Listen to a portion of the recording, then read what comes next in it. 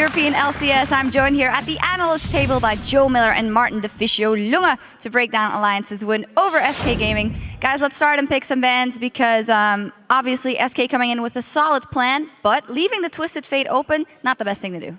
Yeah, I think solid plan probably isn't the word, more of a risky plan because they ban Elise and then they hope Alliance will first pick Lee Sin because Elise and Lee Sin are the two big junglers at the moment. So either they hope for first pick Lee Sin from Alliance and then Jesus can pick up TF, a champion he's been spamming the last few days in solo queue, or they just want to trade them back and forth. Like, so you get TF, we take Lee Sin, we get a strong pick each, but then they don't have a counter pick for the Twisted Fate, so that idea was kind of weird.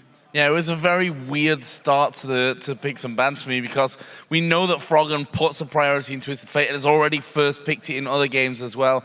To leave that open then and hope that you are going to leave it, I mean, the fact is we can see that Jez has been spamming Twisted Fate, so Alliance know that he's been spamming Twisted Fate. If Twisted Fate's open and Froggen's already taken it before, why would he let Jez get it? It was just very strange. SK didn't seem really there today.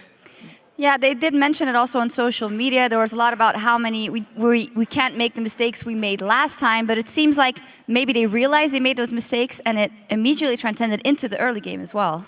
Well, we can at least say they made a lot of mistakes. Like, the entire game was actually SK Gaming mistakes. First blood on Candy Panda, he's playing Caitlyn, he has Morgana with him.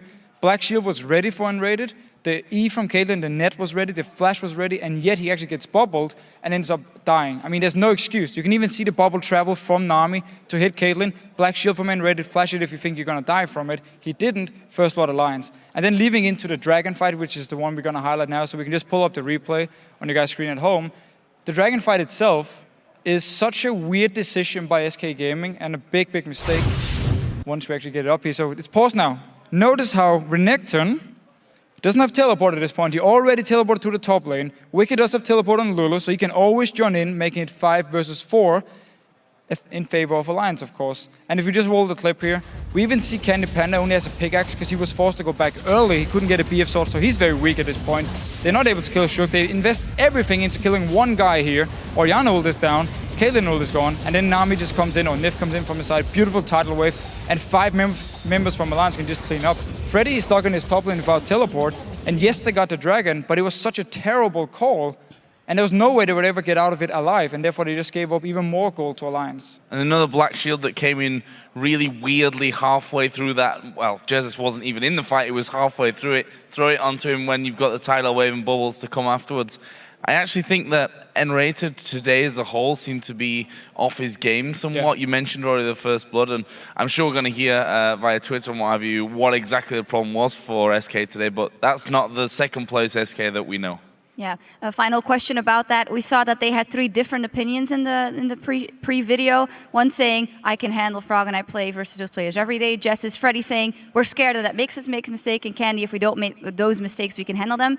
How vital is it for, as a pro team, to go into a game with the same mindset? I think every team going in with the mindset of not making any mistakes, but if you're nervous going into the game, if Candy Panda and N-rated was nervous in the bot lane for whatever reason, maybe it could be the reason they didn't play like we normally see them play. I mean, Jess in the mid lane looked fine in the laning phase. He got a CS lead against Froggen because Orianna is a very strong laner and Twisted Fate is more just farm and then impact the side lanes instead.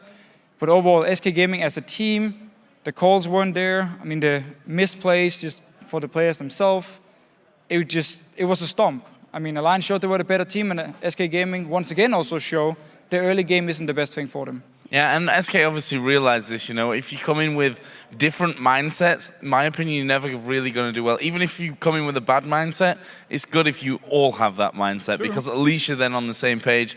Although SK were on the same page, surrender after 20 minutes. I mean, they were at a point in the game where they knew that they'd already lost it and probably felt, you know, this is pointless, we're wasting our time with this one, we can go on and prepare for our next games. Yeah, you do need 4 votes to surrender, so some of them were on the same page. Anyway, they have to talk about this because they still have a match coming up later today, so we can see how they can bounce back from that. Thank you very much, gentlemen. Now let's send it back over to Demon and QuickShot.